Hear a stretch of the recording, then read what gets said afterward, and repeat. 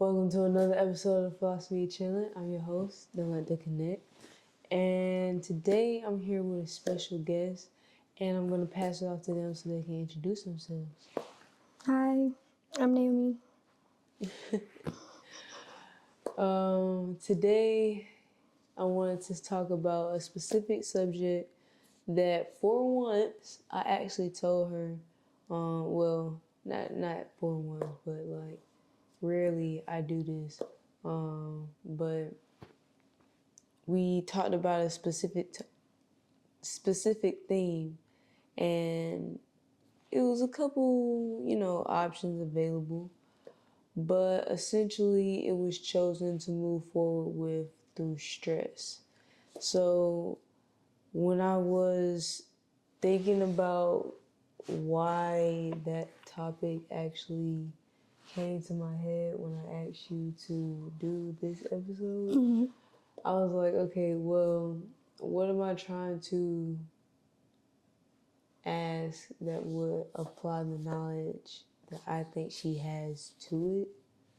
So that posed the question of how do you decipher between different elements of stress and be able to walk through the difficulties of articulating that with not just yourself, but with other people as well.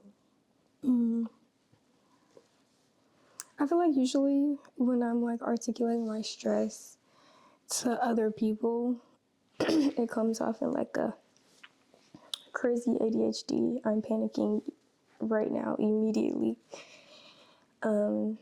If I haven't already like thought about it to myself and been honest with myself about whatever is causing me like stress, which usually is, first of all, children. Freaking children. But they don't even mean to. They just are a handful, a lot to deal with, just all day, every day, because they don't know anything and you have to teach them everything. And that itself causes a bunch of different pinpoints of stress, because then you're like, oh my God, I'm responsible for like these lives or whatever. And I have to tell them things, but then sometimes they don't even be listening to me, and then they be climbing on the walls and shit, and then they be jumping off the walls and shit, and then you be like, can you stop doing that? And then they look at you, and then sometimes they throw a chair, sometimes they step on toys, and then sometimes they just laugh in your fucking face. And I just be like, and walk away.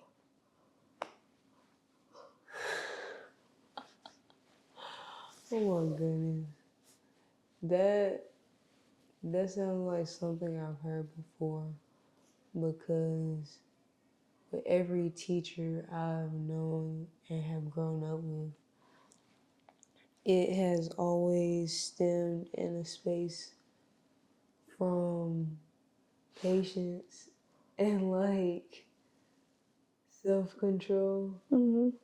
So in a way, I feel like you all are at least amongst those that are experienced in that aspect, whether you know like the appropriate vocabulary behind it or not.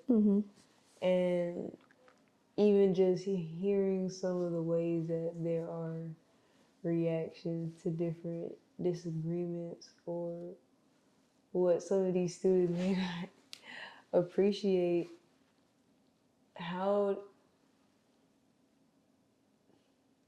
what was the journey like to be able to now articulate it?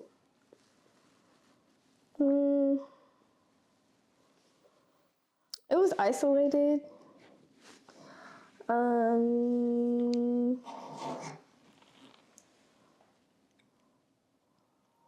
there was a lot of like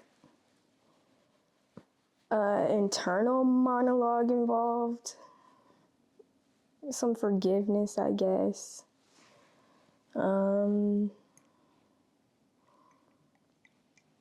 Prayer.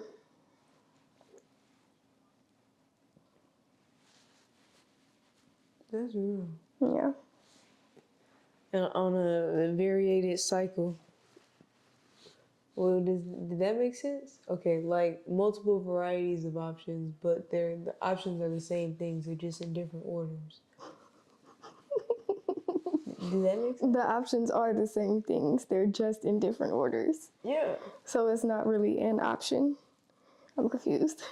But like that's just how you deal with it. You just select from those tools to address the specific weight of the issue, I guess, or the situation. Like between a kid? Well, Or just in general? between how you respond to the kid and the position you're in. Yeah. That's also like part of the stress. Well, that's like the main part of the stress. How so? Because it's like the way that I respond to something that this kid is doing is going to teach them how to not only respond to themselves, but to respond to others. And if it's like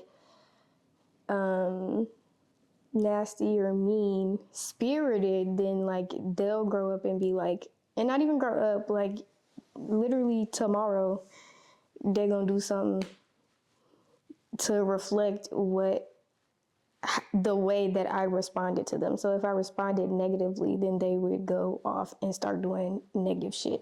And if I didn't, then they would go off and start doing maybe semi-positive shit. Or at least that's what you like hope. That's true.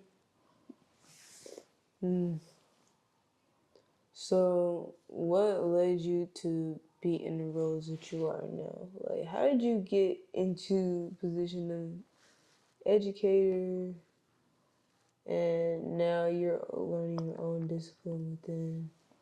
Okay, is it like a home, like a midwife? No, it's a certified birth and postpartum doula. And then there's a bunch of other things that you could do like with that, like lactation coach or what else? Prenatal yoga or like, you know, you could take it up a notch and go straight midwife or some other stuff, you know? There's a lot of different ways it could go, depending on what you want to do, I guess. So, how did that come about? Okay. Firstly, my mom always told me that I just had a natural interest in like the human body, like ever since I was little. Like, you know how like when you come home from school, your mom or your dad or whoever you live with ask you, how was school? What did you learn today? Or did you learn anything today? Did you even pay attention today? And you tell them what you did or did not learn. She would say that I will always tell her mostly about like sciencey stuff. And so high school, my favorite subject was biology, but also this other class, it was like child development and then something else. But that's where I learned about like the whole like initial like birth process.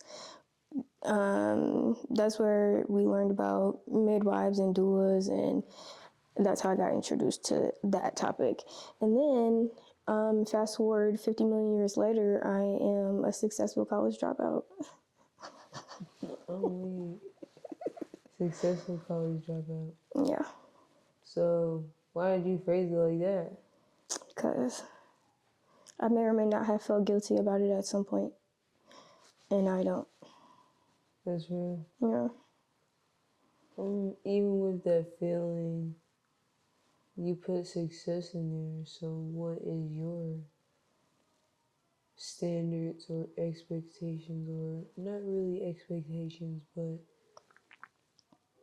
recognition of success in your life? Just being happy and passionate, like waking up every day and not being like, I hate everything around me and everything that I'm doing. I mean, like life is, you know, life, but like, Yeah. just to be generally happy for the most part is really the goal, but also to be like comfortable. And I feel like that is I am 25 today. Yay, happy birthday. But For sure. I feel like that's a process within itself, especially because like am I still like in my early 20s or am I in my mid 20s now? I feel like that's mid 20s, right? I probably should be having more than $7, but that's not your business. That's real. It be like that. For real. But I mean, that's why I asked, because sometimes, like, it's hard not to like get caught up in the materialistics, because that can also be its own level of stress. But when you know and have that inner recognition of joy and at least happiness when the waves come, because of course there's always the ups and downs, but like to genuinely say you're in a space where you have kind of like your own peace forming. How was it to be able to build those boundaries to create that for you? Like liberating, like what was that like? Mm, But you gotta be like so nurturing too. I might be, I don't know. I feel like it was crazy because just like in general, the things, not necessarily, okay, I'll just say like I had to learn a lot of like lessons through like trial and error, because there was some things that I don't know if I wasn't like taught or if it just like didn't translate when it was being taught, but like there was something amiss there. So yeah, I think that answered your question, right? I I don't know. mean, it is your experience. But I mean, yeah, in a way, because at the end of the day, I'm really just trying to go after what it was like experiencing those forms of stress at its more immature stages, and then basically just progressing to where you are now, where of course you have maybe similar feelings with things that may trigger you and or what have you, but you can also refer to the fact that you have better tools now to deal with them as well. And I think that that's something actually, okay, that comes from me genuinely talking to myself. Like, I think I'm allergic to whatever is in this dress. Okay, sorry, I got distracted.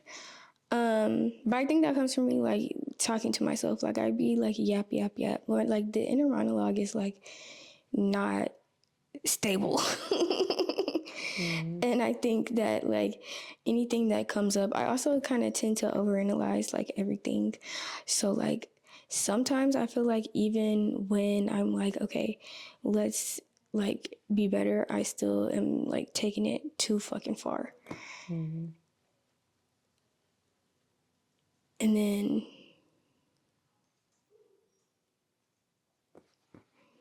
then I just find myself overwhelmed.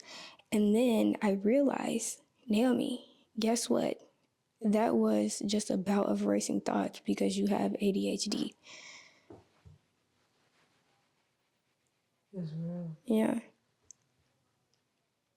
How did you find out, like, because I know for me, like, I know for a fact I'm on a spectrum, because, like, we was in like the gifted class. It was just like, you know, at the end of the day, y'all on the spectrum, but like y'all at a higher level, because we had to occupy your attention.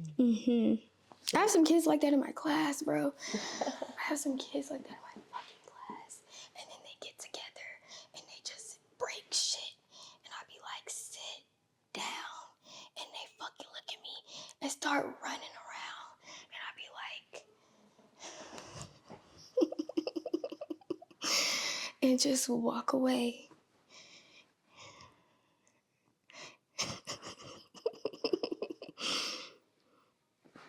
They stress me out so bad. I feel like everything. But it's so fun at the same time because it's like I get to be creative.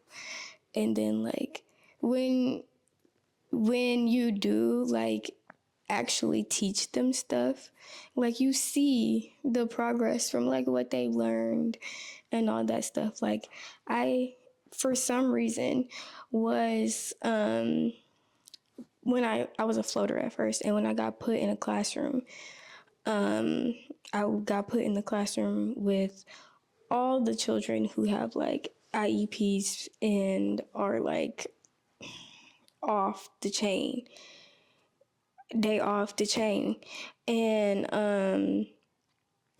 when I first got in there, they the ones that like they had no structure, first of all. And I feel like I overstress myself about structure, but I just know that like on the other end of being structured, if I don't like stress myself about structure, then I'm not gonna have any structure.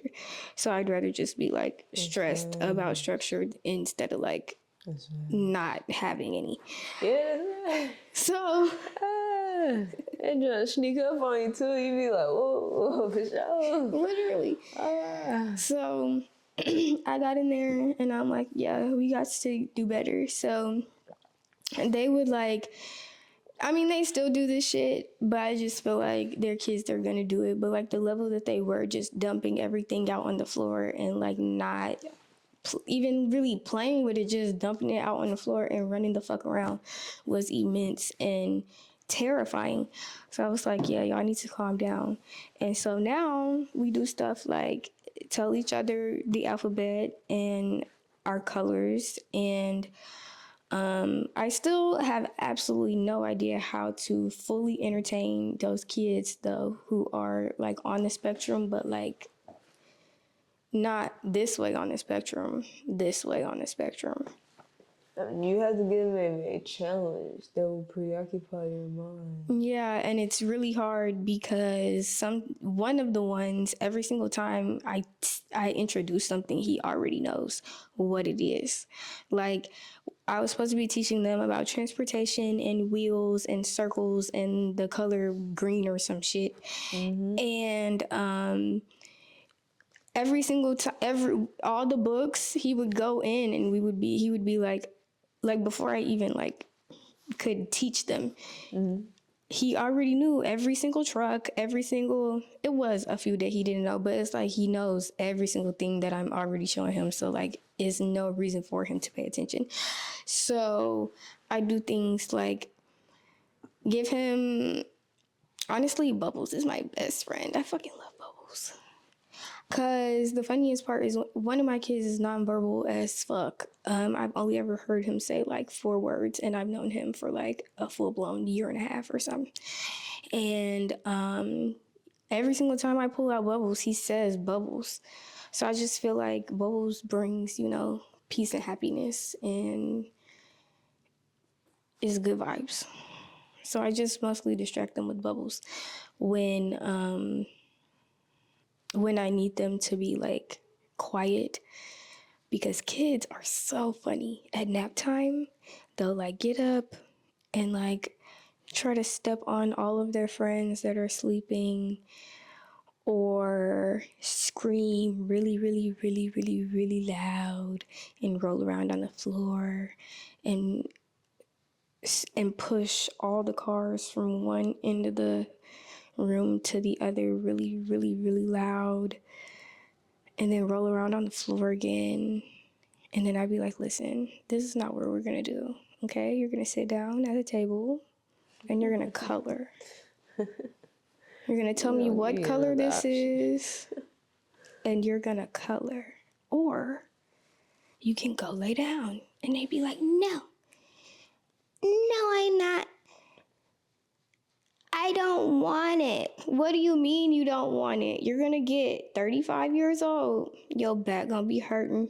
Your head gonna be hurting. Your left ankle gonna be hurting. You're gonna be like, damn, I should have took that nap in Miss Ningham's class when I was 2.5 years old. That time was precious. Like, get real. They don't be real, and that's the problem. Wait, that's facts. I can see that. So, I guess I'll ask like one more question, and we can get to the end of the episode. But I've always wanted to know, like, how do you not allow the stress to become you? Like, I don't allow the stress to become stretching. Outside of work, I indulge in like all the activities that I find interest in. I try like because I do have such like a demanding like physically like how many times a day do I hear my name? Omi, Omi, Omi, mommy, mommy, I am not your mommy. Oh my god. I just, do things that are fun to me and completely not completely because they for some reason always creep up in my mind, but then their parents be telling me that they be asking where I am, and I be like, okay, that's why y'all be creeping up in my mind, because y'all be pulling on my energy even when y'all not at school. Like, why are you thinking about me and you at home with your mommy? Because I'm not their mommy. I don't know. Anyways, yeah, mostly stretching and activities like music, school, mostly.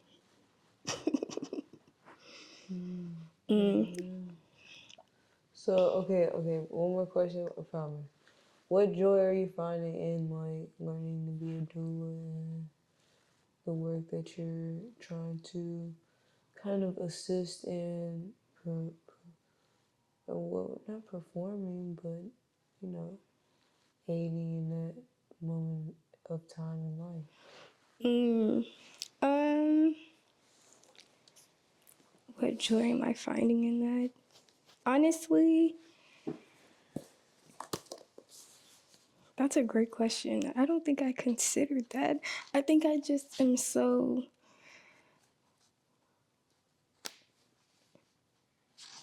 The way I think about it is that I feel like the way that I am, I just would be like an asset in that type of environment because I like to be calm and like, you know, like just chill and all of those things. I feel like that is what like someone who, especially if you're experiencing this for like the first time, like you need someone who's gonna calmly and gently like hold your hand and like guide you and make sure that you're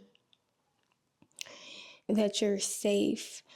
And maybe that also comes from a place of like me wanting someone to make me feel safe, but like I don't know.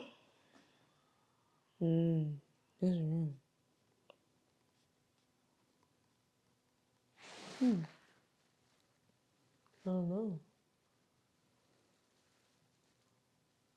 That was a good point. That was real. Thank you. For sure. Okay, so we could be talking all day. We could really just keep going and continue, but y'all gotta go. So we're about to get to the end of the episode, and basically, what we do is on this platform, I pass the mic over to you essentially, and you can ask me any form of question that you have been wanting to. It doesn't matter if it's pertaining to this topic or not, but you can just go ahead and ask whatever.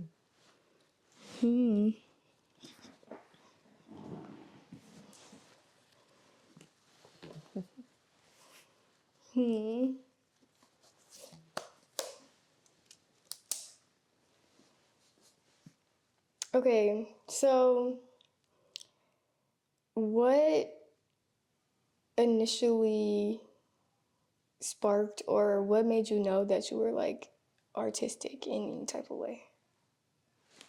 Artistic in any type of way.